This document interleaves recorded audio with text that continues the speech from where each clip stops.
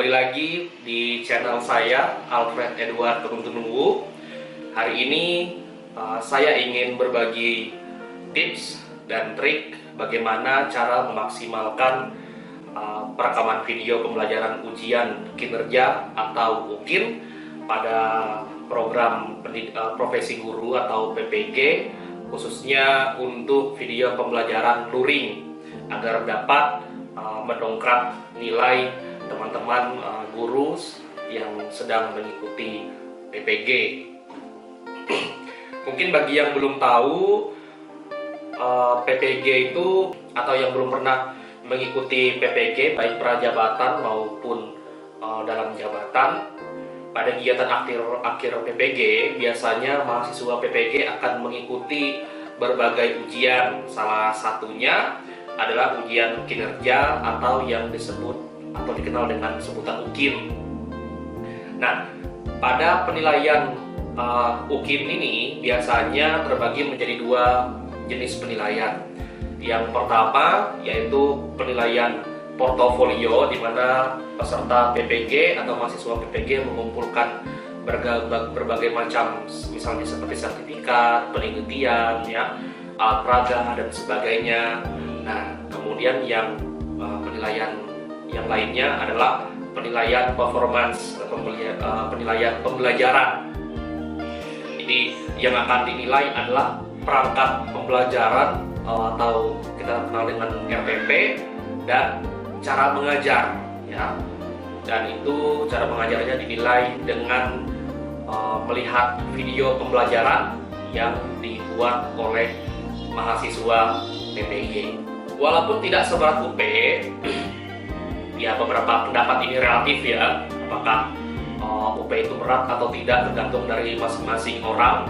Nah, tetapi ada kasus di mana ujian kinerja ini ternyata bisa menjadi penentu juga, bahkan ada yang tidak lolos UKIN, ya. Kenapa bisa tidak lolos UKIN? Ya bisa berbagai macam faktor, misalnya portofolionya kurang atau kualitas video pembelajaran kurang bagus sehingga dosen penilai ya itu tidak bisa menilai secara maksimal. Karena tidak bisa menilai secara maksimal, mungkin videonya buram, ya, audionya kurang terdengar, sehingga sulit bagi dosen untuk menilai, akhirnya memberikan nilai seadanya. Ini ada terjadi ya. Nah, padahal untuk yang pernah mengikuti PPG mungkin sudah tahu bahwa penilaian UKIN itu sebagian besar, persentase terbesarnya itu adalah penilaian performance tadi, yaitu RTP dan cara mengajar atau video pembelajaran. Kalau dilihat dalam juknis penilaiannya untuk portofolio itu persentasenya sepertujuh dari total nilai UKIN. Artinya untuk RPP dan video pembelajaran itu memegang peranan sekitar 85% dari keseluruhan nilai UKIN. Jadi jauh sekali ya dibandingkan dengan penilaian portofolio. Artinya untuk lolos UKIN maka penilaian RTP dan video itu harus maksimal. Apalagi dalam video pembelajaran UKIN kan kita mengajar realnya itu 90 menit, tergantung JP-nya juga sih. Biasanya ada yang 60 menit, ada yang 90 menit. Di masa pandemi rata-rata JP untuk tingkat SMA menjadi 30 menit per jam. Kita diminta untuk mengajar 2 jam, sehingga ada yang 90 menit, ada yang 60 menit. Nah, entah dia 90 menit atau 60 menit, proses mengajar ini harus diedit ke dalam video dengan durasi 30-40 menit tanpa menghilangkan unsur atau tahapan yang ada dalam RPP. Bagi mahasiswa yang mungkin ada budget, ya mungkin bisa menyewa tim videografer profesional, ya sehingga bisa langsung diedit dan sebagainya, terima jadi. Tetapi untuk mahasiswa yang mungkin di daerah pedalaman dan low budget, ini pasti akan menyulitkan, terutama ketika kita harus mengedit, saling merekam dan mengedit videonya sendiri, pasti sulit ya.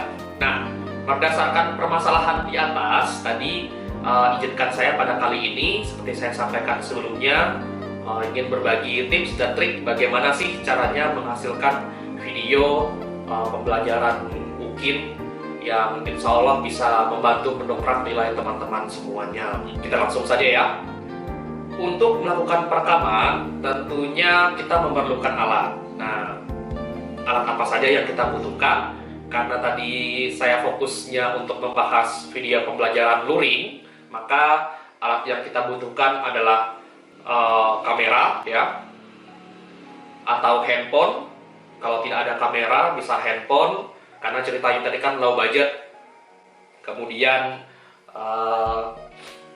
tripod HP ini bisa beli, ya, ada yang harga hanya puluhan ribu, bisa juga meminjam. Jadi kalau ada temannya punya tripod, itu bisa dipinjam. Kemudian yang ketiga itu kita bisa menyediakan tongsis, ya, yang biasa dipakai buat selfie itu boleh, untuk persiapan saja bisa kita gunakan.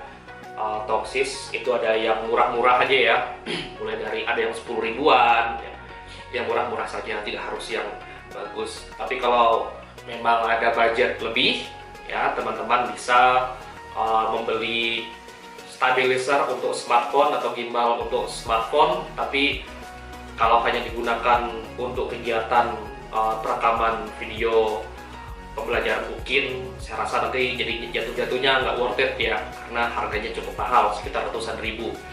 Nah, kali ini kita ambil yang murah-murah aja. Nah, kemudian yang terakhir adalah clip-on mic.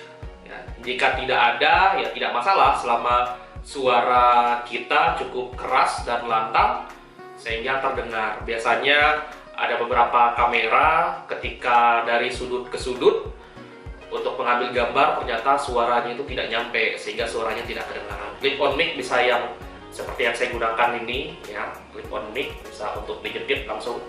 Nah, selain alat, faktor lain yang perlu kita perhatikan adalah yang pertama tadi pencahayaan, ya. Kenapa pencahayaan penting? Karena beberapa video kalau ternyata pencahayaannya kurang bagus, bisa jadi buram, bisa jadi juga ketika terlalu banyak cahayanya terlalu putih sehingga menyulitkan untuk diedit. Kemudian audio, ya, suara, usahakan terdengar baik, terdengar jelas. Kalau misalnya terlalu kecil, mungkin bisa diedit di aplikasi video editor, dinaikkan sedikit volumenya. Kemudian sudut pengambilan gambar, jadi posisi pengambilan gambar pada bagian pendahuluan, inti, dan penutup dari kegiatan pembelajaran yang direkam itu nanti bisa berbeda-beda, tergantung kebutuhannya seperti apa. Oke, kita lanjut ya. Nah, jika semua persiapan di atas tadi sudah kita perhatikan, sudah kita siapkan, ya, kita sudah bisa memulai proses perekaman. Dalam suatu video, tentunya kita sama seperti kegiatan pembelajaran harus ada pembukaan, kemudian harus ada isinya, kemudian penutupnya seperti apa. Itu harus perlu kita pikirkan sebelum kita merekam sebuah video. Jadi yang mana pembuka, mana penutup, mana isi, mana penutup. Nah, pertama-tama saya akan bahas opening dulu. Banyak sekali teman-teman ketika merekam atau mengedit video pembelajaran UKIN tidak memperhatikan opening.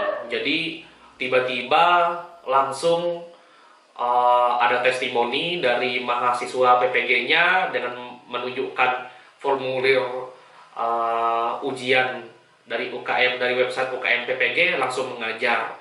Ya, ini bukan salah, tetapi kita bisa membuat yang jauh lebih bagus. Kenapa opening itu penting? Karena dalam opening itu kita bisa memasukkan berbagai macam informasi, ya, mulai dari suasana sekolah. Kalau misalnya di sekolah itu punya rekaman video atau footage dari drone, ya, misalnya yang seperti saya tampilkan ini, ada footage seperti ini, itu bagus, itu bisa dicoba untuk dimasukkan ke dalam video opening. Kemudian kita bisa masukkan identitas kita, identitas mahasiswa PPG atau praktikan yang akan melakukan kegiatan perekaman video pembelajaran. Identitas mahasiswa, namanya siapa, kemudian program studinya apa, LPTK-nya di mana, ya. Itu bukan hanya membantu dosen penilai untuk lebih jelas lagi mendapatkan informasi, tapi juga ketika di-upload, jadi orang bisa tahu, misalnya di-upload ke YouTube ya, orang bisa tahu bahwa oh ini dulu mahasiswanya LPT di sini, LPTK-nya di sini, asal sekolahnya dari mana dan sebagainya. Kemudian di situ juga kita bisa lampirkan atau sampaikan materi yang diajarkan, ya, materi yang diajarkan nanti itu apa gitu ya. Nah, kemudian dalam opening juga kita bisa memaksimalkan dengan cara memberikan semacam ringkasan dari keseluruhan kegiatan pembelajaran. Kalau bahasa kerennya dalam dunia film itu trailer ya, trailer. Jadi ringkasan kegiatan itu kita buat dalam satu video sekitar tidak usah lama, 30 detik ya, untuk menyampaikan informasi kepada dosen penilai bahwa ini adalah ringkasan kegiatan perekaman video pembelajarannya. Nah, kalau jago bisa dibuat dalam bentuk cinematic scene. Nah, ini ada contohnya yang saya buat atau saya ambil ya. Ini trailer dari video pembelajaran dalam bentuk cinematic scene. Ini hanya potongan-potongan video saja, kemudian dibuat dalam bentuk slow-mo ya. Yang penting cara pengambilan sudut pengambilan gambarnya. Kebetulan ini yang merekam bukan profesional ya, ini rekan kerja saya, sehingga mungkin pengambilan gambarnya kalau dilihat dari mata videografer profesional pasti kurang bagus ya. Tapi karena ini untuk belajar ya bisa contohnya yang seperti ini. Nah, kalau first impression-nya di opening sudah cukup bagus, maka kemungkinan penilai itu betah untuk melihat video pembelajaran kita sampai akhir. Tapi kalau dari openingnya saja, dari awalnya sudah membosankan, maka bisa saja di skip, karena mungkin saja penilainya itu dalam hari itu dia sudah menilai beberapa video pembelajaran, sehingga bisa saja dosen penilainya lelah dan sebagainya pas video kita terkena bagian urutan akhir untuk dinilai. Nah, kalau dari awal sudah terlihat membosankan, ya mungkin bakal di skip, dilihat yang penting-penting saja. Nah, itu kan sayang sekali. Jadinya ada hal yang ingin kita tampilkan, jadinya tidak bisa dilihat secara maksimal, dan penilaiannya juga bisa kurang maksimal. Nah, nanti ketika video openingnya sudah jadi, ya sebagai contoh hasilnya akan jadi seperti ini.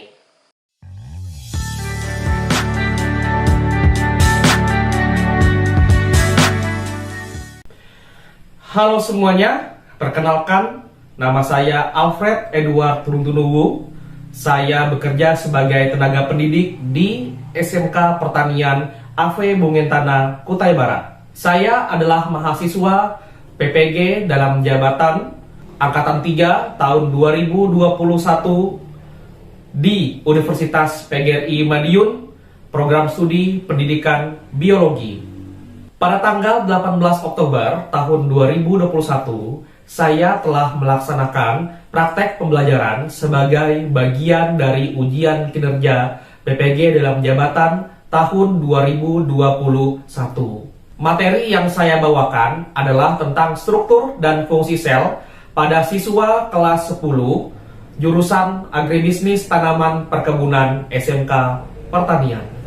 Berikut ini adalah video hasil dari praktek pembelajaran saya.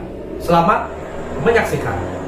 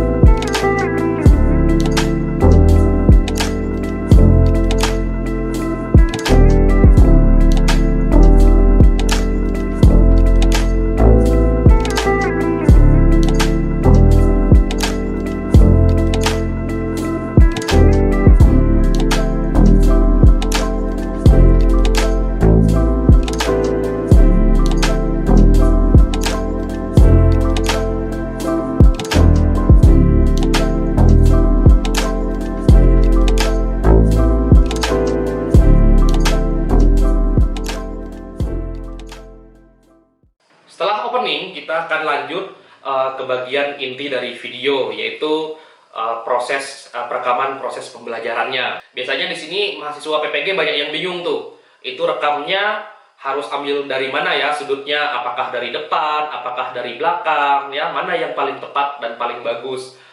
Kita bahas bagian pendahuluan dulu, ya. Untuk pendahuluan kita bisa mulai dengan mengambil gambar dari sudut belakang kelas, ya, dari belakang siswa. Jadi kameranya itu menghadap ke arah guru, ya. Jadi sekali lagi ingat faktor-faktor yang sudah kita bahas tadi tentang pencahayaan, audio dan lain-lain. Jadi ada baiknya sebelum memulai perekaman dicoba dulu merekam sebentar, kemudian dilihat hasilnya itu seperti apa, apakah sudah sesuai atau belum. Nah, untuk pencahayaan itu bisa dibantu dengan menyalakan semua lampu yang ada di kelas. Tapi kalau masih belum kurang terang juga, bisa disetting di bagian kamera, di setelan exposure-nya. Jadi supaya cahaya yang ditangkap oleh sensor kamera itu bisa lebih banyak. Jadi tapi harus perhatikan juga kalau cahayanya terlalu banyak, nanti bisa terjadi backlight, ya. Jadi gelap, wajah kita itu jadi gelap karena cahaya dari belakang itu terlalu banyak. Jadi pastikan kamera itu tidak melawan arah datangnya cahaya. Jadi kalau cahayanya dari arah kiri, berarti kameranya itu dari arah kiri menghadap ke kanan. Pastikan sesuai dengan arah cahaya supaya tidak, kalau melawan seperti tadi nanti bakal menjadi buram. Nah, kalau sudah buram itu pasti akan sulit diedit. Jadi biarpun diedit seperti apapun, kalau sudah buram ya tidak akan maksimal. Mau kita terangkan seperti apapun dengan aplikasi video editor, biasanya juga tidak maksimal. Pasti tetap buram. Nah, selain cahaya lampu atau cahaya natural tadi, kita bisa memaksimalkan dengan setting exposure tadi, ya. Pada kamera handphone itu ada, hampir semua kamera handphone memiliki setelan exposure. Nah, exposure itu bagi yang belum tahu merupakan banyaknya cahaya yang tertangkap oleh sensor pada kamera. Semakin tinggi exposure, maka akan semakin terang, tapi akan membuat gambarnya jadi agak noise, ya. Jadi bisa jadi seperti ada bintik-bintiknya gitu, kayak ada semut-semutnya, ya. Jadi secukupnya saja, yang penting wajahnya terlihat, ya, tidak terlalu gelap, tapi juga tidak terlalu terang. Nah, kalau saya sih merekomendasikan aplikasi Open Camera. Nah, bagi yang pengguna Android, karena saya tidak menggunakan iPhone, jadi saya kurang paham kalau iPhone. Tapi untuk pengguna Android, ya, itu bisa menggunakan aplikasi Open Camera. Jadi bisa diunduh di Play Store. Aplikasi ini dapat melakukan pengaturan exposure itu dengan baik secara otomatis maupun secara manual. Nah, gampang sekali pokoknya setelannya. Nah, di sini ada contoh perekaman di bagian pendahuluan. Jadi kita lihat dulu, ya.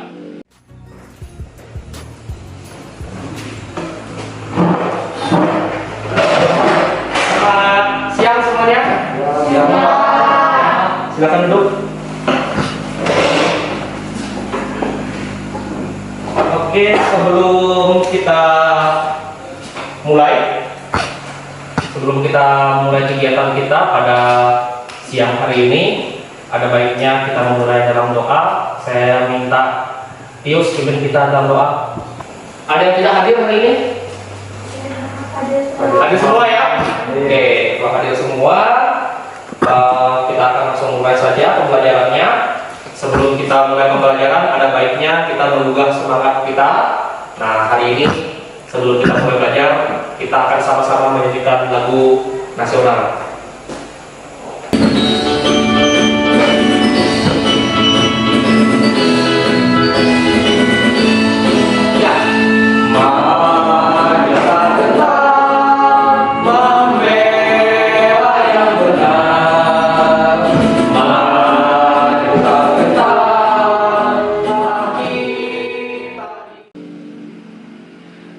Jadi untuk bagian pendahuluan saya ambil gambarnya dari belakang dengan tujuan agar wajah guru itu terlihat dan materi yang diperlihatkan melalui proyektor atau papan tulis juga terlihat.